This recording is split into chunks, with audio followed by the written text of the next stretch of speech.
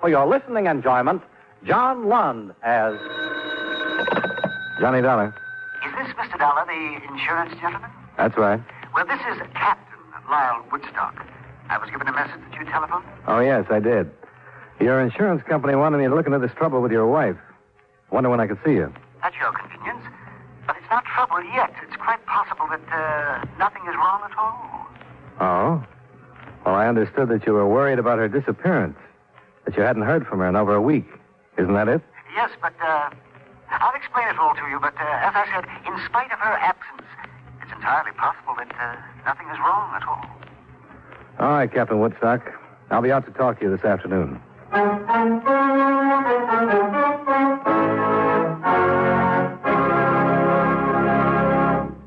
While we take a breather from our program, I'd like to ask you a question. Do you know who Uncle Sam's lawyer is? If your answer is the Attorney General, you're absolutely right. But being legal advisor to the President and other governmental agencies is only part of his job.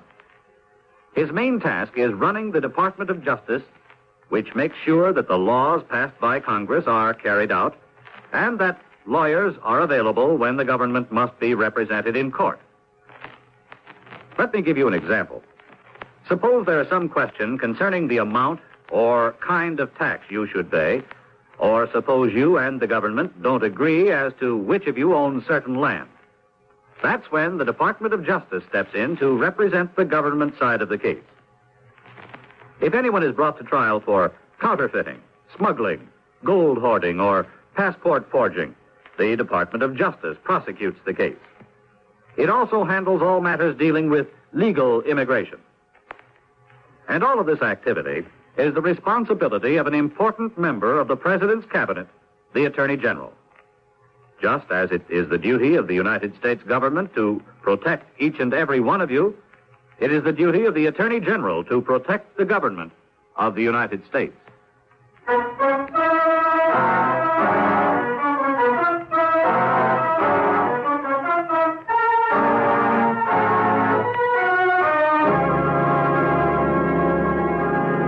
Expense account submitted by Special Investigator Johnny Dollar to Home Office, Washingtonian Life Insurance Company, Hartford, Connecticut. The following is an accounting of expenditures during my investigation of the Celia Woodstock matter. Expense account item 1, $25.50. Car rental and mileage to the Woodstock home, off the highway just east of Bridgeport. There was a large frame house, shuttered against the winter wind blowing across Long Island Sound.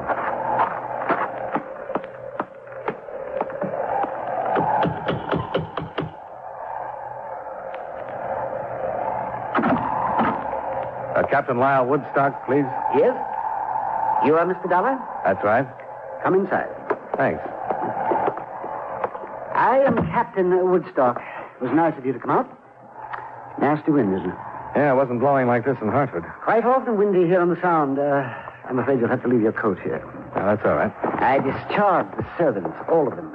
Couldn't stomach their attitude since Celia's departure. Come along. We'll talk in the library. Okay. After you, Mr. Dollar. Thanks. I'm afraid I was guilty of a certain amount of deception when I spoke to your Mr. Miller. Through a delicate choice of words, I'm afraid I intimated that I was frightened for Celia's very life. Sit down. Oh, why the deception? Why, naturally, to interest them in the situation. And with a purpose, Mr. Dollar. Well, couldn't you afford to hire a private detective? My good man, I have wasted a considerable amount of money by doing just that. It was from the stumbling idiot of a detective that I received the news of Celia's disappearance. He was following her? He had been for a month, until he lost her. I had entertained certain suspicions about Celia. What's this investigator's name? Slater. Mr. David Slater. He was recommended as the best in Bridgeport. Considering his dismal failure, you surely understand why I felt it necessary to turn to someone else.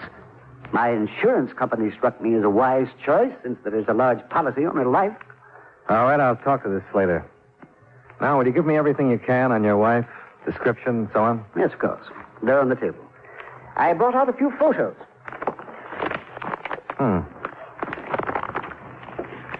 How old? 27. Oh, yes. That one was snapped on Mondego Beach. very striking woman, isn't she? Yeah. And this one was taken while we were anchored off Hilo last summer. You get around. Travel has its advantages, Mr. Donner.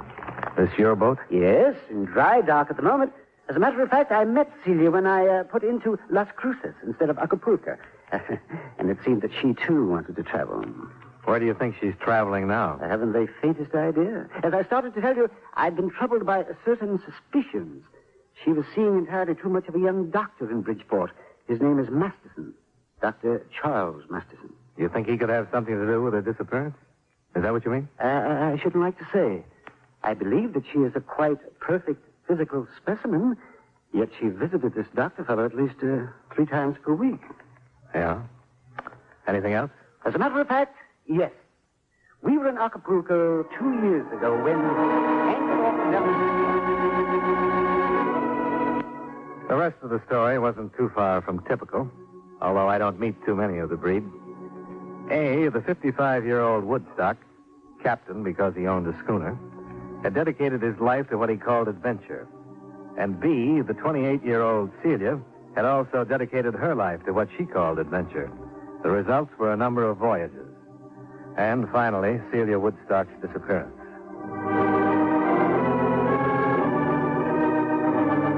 I found the private investigator David Slater in a conservatively crummy suite of offices on Front Street in Bridgeport.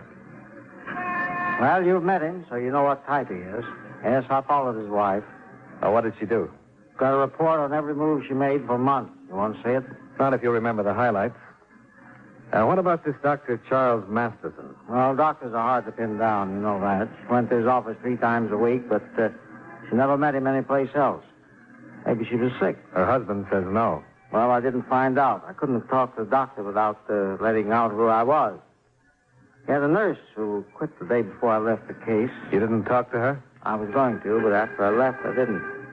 Why should I? Do you know who she is, where I can find her? Yes, her name is Janet Squire. She went to work in the Red Cross Blood Collection Center up on Union. Good, thanks. Now, what about the day Mrs. Woodstock dropped out of sight? Was there anything special? Why, sure there was something special. I wouldn't have lost her. I'm no rookie in this business. She bought a ticket to New York City on the 3:45. So did I. I got in the same car that she did. I didn't see her, but I figured she was powdering her nose or something. When she didn't show before the train left, I went through the rest of the cars, but I never picked her up after that. She knew you were tailing her, huh? Well, she must have. Must have got on the car and then right off. That and the money she drew out of the bank makes me think that she was running out on old Woodstock and nothing else. No money was mentioned to me. Well, that's funny. Woodstock knew about it. $2,000 the morning she left. Huh. I wonder what else that old renegade is holding out on me. The phone calls she made? No, he didn't say anything about phone calls. She made quite a few from public booths. I finally got into one next door. I couldn't get the number, but she talked to somebody named Sprague. She didn't say much but the name, and then asked, where do you want me to meet you? And when she was answered, she said, all right, I'll let you know when everything is arranged. Well, that's all. Well, that's enough for me. If he thinks he's got a free wife chaser, he's mistaken. You gonna drop it? Sure, that's the way it is. I gave up that kind of work a long time ago. I don't like it.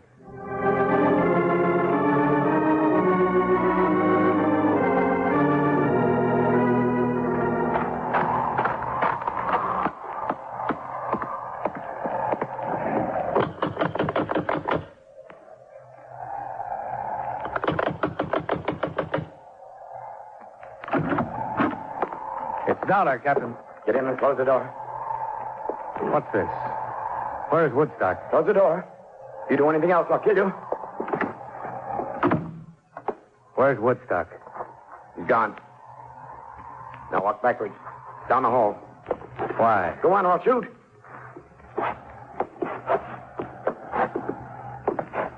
Stop now and turn around. Open the door. And get in the closet. Now, wait a minute. Please, please, mister, do what I tell you. It won't make any difference if I kill you. Okay. Close it.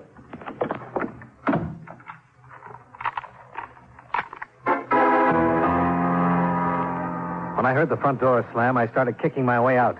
The paneling was heavy, and it cost me a torn trouser leg and a scraped shin before I made it.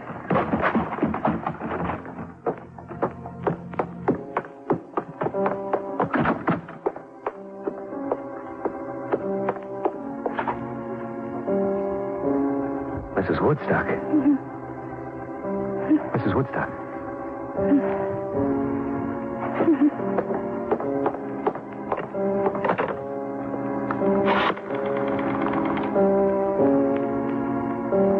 Hello. Hello, operator. Hello.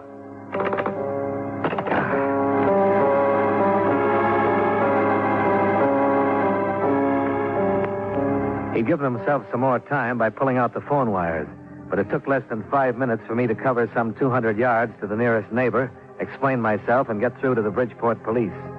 A short time after that, I met Homicide Lieutenant Al Jester, and with him, watched 2 ambulance attendants start Mrs. Woodstock toward the hospital. Oh, Joe, you're in the lumbar case. You keep your feet down. What's the condition, boys? Can you tell? It's bad, Lieutenant. A right lung. Yeah, no chance of a statement. We'll do what we can, Lieutenant. Hold it, Joe. All right. I got these steps.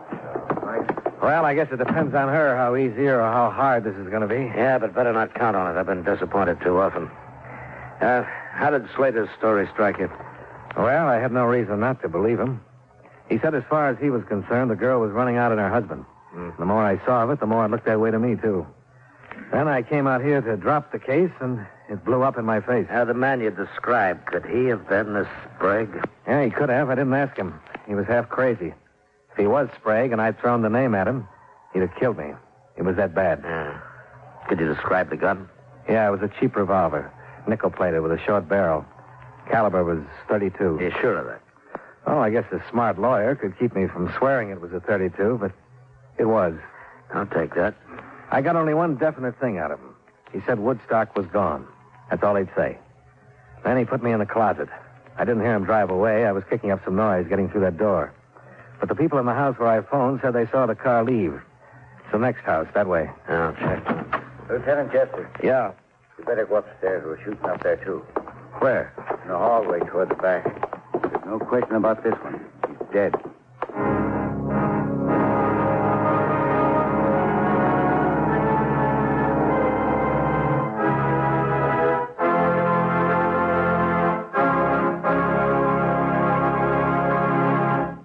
You know, many great men have attained the highest office in our land, the presidency of the United States. Can you guess the name of this man?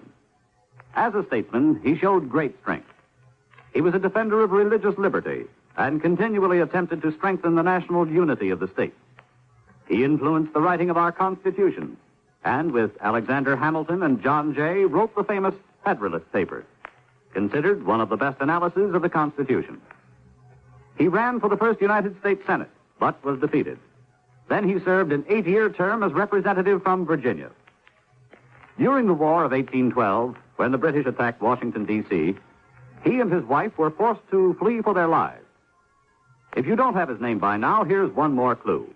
During his administration, Louisiana and Indiana joined the Union. Who was he? James Madison, 4th President of the United States. His life is part of your American heritage. And now, with our star, John Lund, we bring you the second act of Yours Truly, Johnny Dollar.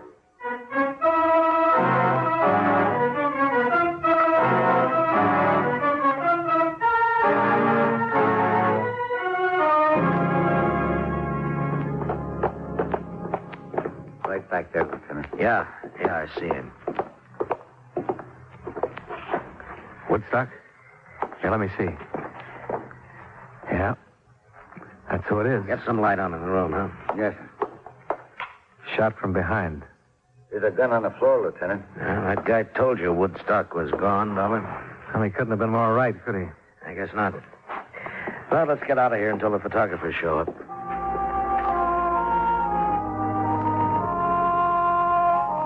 By the end of that first day, the description of the man I'd tangled with had been broadcast, along with a possible description of the car he was driving. Celia Woodstock hadn't died, but she hadn't regained consciousness either. I took a hotel room in Bridgeport that night where I'd be called if and when anything happened. Nothing did. The next morning, I went to the Red Cross Blood Collection Center to talk with a nurse who had recently resigned from the office of Celia Woodstock's friend and/or doctor. Mr. Clark and Mr. Gibson, please. Yes, ma'am. Yes, yes, please. I'd come in with my mind tossing motives for murder around. Motives of personal greed and selfishness and hate. And it was almost a shock to suddenly face a segment of this country, citizens, old ones, young ones, men and women, quietly going about the business of helping in the best way they knew how. I stayed to give my own blood after Janet Squire talked with me, and I knew it would go out of the center in the best of company. We can go in here, Mr. Dollar. Thanks. I'm sorry to bother you, Miss Squire, but I was told you were in Dr. Charles Masterson's office until a short time ago. Yes, that's right. I'm working with the police on a case. I'd like to learn as much as I can about Mrs. Woodstock. Well, I'm afraid I know very little. She was a patient of Dr. Masterson's, but other than that, I know nothing. Her husband seemed to have the idea that she might be more than just a patient. That there might have been romantic interest between them? Yeah. Was there? Not that I know of. I make it a point to do very little prying into other people's affairs, Mr. Dollar. Sometimes I wish I could. Do you know anything about anyone named Sprague? Sprague? No, I'm afraid I don't. I'm sorry. So am I. I hope the results are better when you start working on me. A telephone check with Lieutenant Jester about an hour later added nothing. He'd been in communication with Mexican authorities, but they were unable to come up with any leads on Celia Woodstock or even any proof that she'd been in the Acapulco vicinity 2 years ago when Woodstock told me he had married her. Homicide men were searching the captain's schooner, and they were still working on the name Sprague. I played my last card and went to see Dr. Masterson. And I was shocked when I read about it. It's tragic. But, Mr. Dollar, I'm sure you realize why my name mustn't be dragged into this. It won't be if it doesn't belong there, Doctor. Why, there was absolutely no basis for his suspicion. Whatever made him say anything like that? He had a detective following her. He had an idea that she came to your office too often. And why didn't he talk to her? He did. She said something about a sinus condition and heat treatments. That's precisely the truth. I resent your attitude, Mr. Dollar. Well, that puts us on a par. Your attitude doesn't set so well with me. Keeping your name out of this case isn't as important as clearing it up, no matter what you think. But I know nothing about it. But you must have talked to the woman. As often as she was here, you must have become fairly well acquainted. Well, no better acquainted than with most of my patients. I don't ask for any more. What did she talk about? Why, the conversations were unimportant. She talked about her travels. They'd come here from Florida to have some work done on their yacht. Did she talk about her husband? Yes, occasionally. General things. Never anything about unhappiness? About leaving him? No. They were planning on a trip to South America in a few months. Dr. Masterson, did she ever mention anyone named Sprague? Sprague?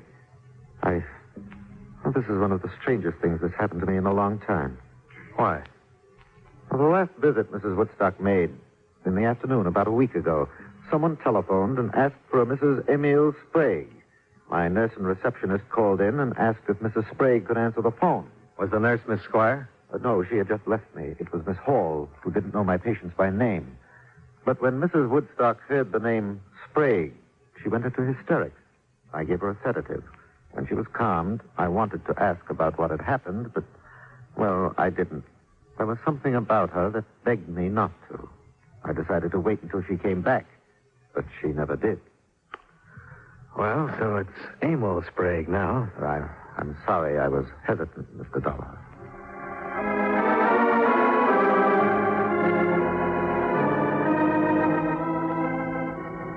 Well, it's in the works now. We'll see what we can make out of it.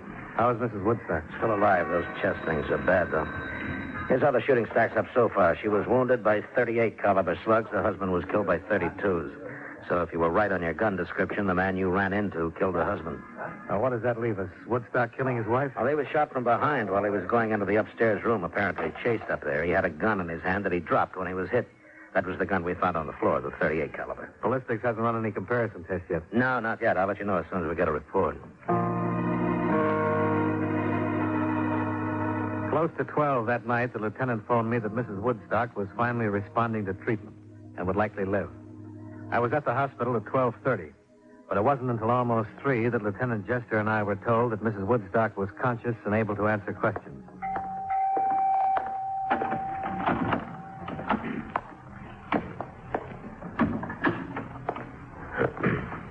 Good morning, Mrs. Woodstock. You feeling better? My name is Lieutenant Jester, and this is Mr. Dollar. We're both interested in what happened at your house the other evening.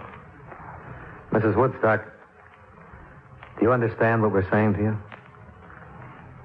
Do you understand? My husband, Lyle, they told me he was all right. Is he? Well, he was shot. Did they tell you that? Yes. Do you know who did it?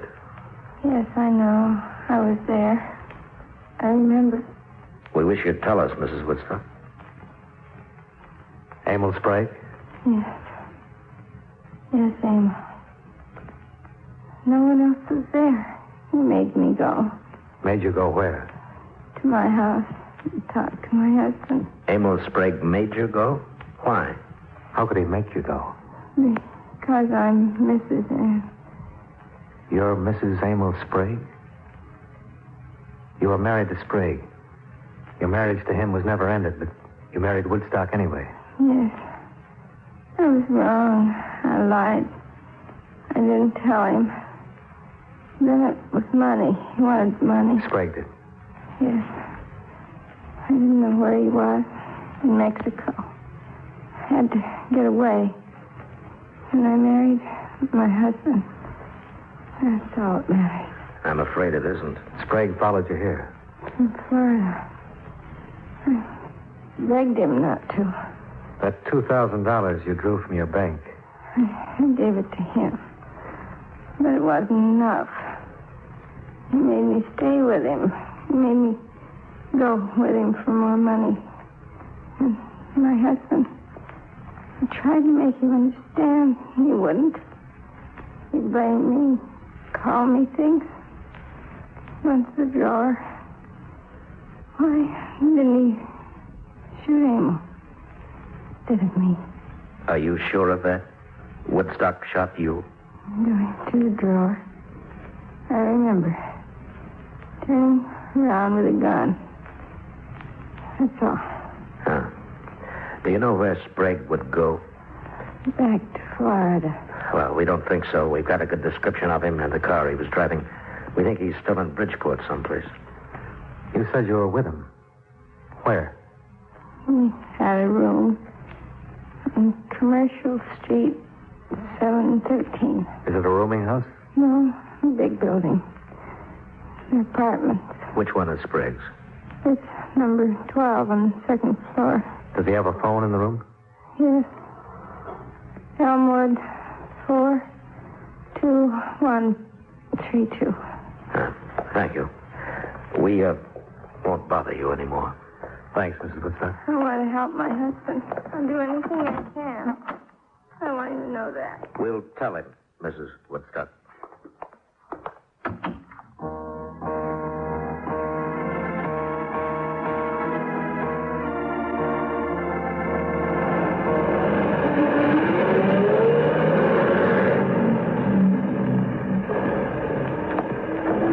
Lieutenant.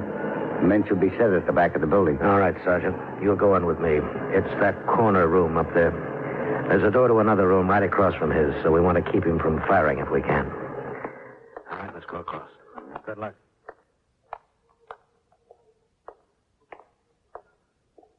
Lieutenant! The window! He's onto us. He's been watching at the window. I saw him move. The devil. Well, we better see what you can do on the phone then, Dollar. Phone? We thought if you couldn't catch him off guard, we'd try and talk him out. And there's a payphone in the hallway.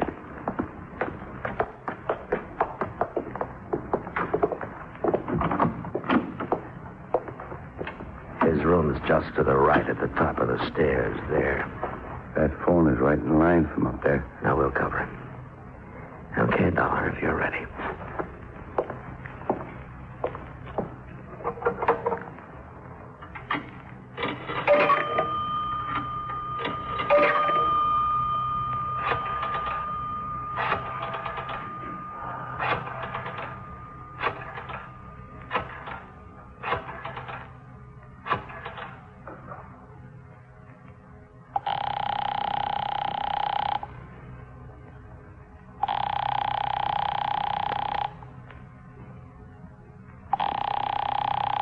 won't answer.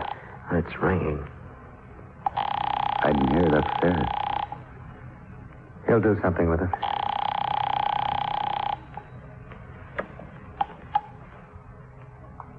Hello. Hello, Sprague? Yeah.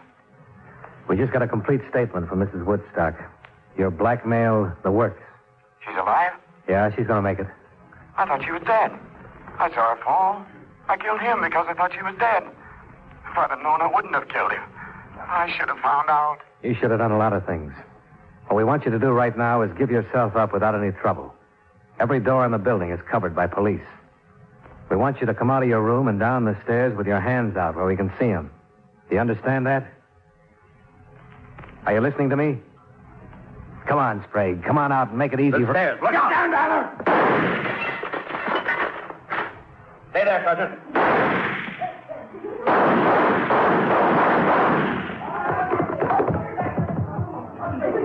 Be careful. It's all right. Sprague? Sprague? He's dead, Lieutenant. Sergeant? Yes, sir? I'll go phone in. Keep the people away as best you can.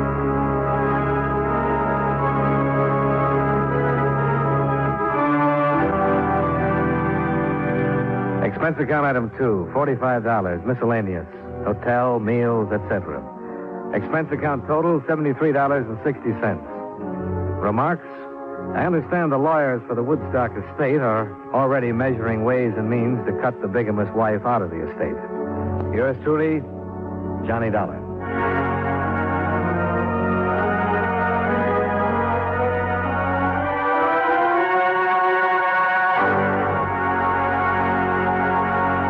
Yours truly, Johnny Dollar, stars John Lund in the title role and was written by Gil Dowd with music by Eddie Dunstetter. Featured in tonight's cast were Howard McNear, Victor Rodman, Ken Christie, Virginia Gregg, Bill Conrad, Edgar Barrier, and Jim Nusser. Yours truly, Johnny Dollar, is transcribed in Hollywood by Jaime Del Valle. Yours truly, Johnny Dollar, has been a presentation of the United States Armed Forces Radio and Television Service. You've been listening to the OTR Gold Network. Find more classic radio at otrgold.com.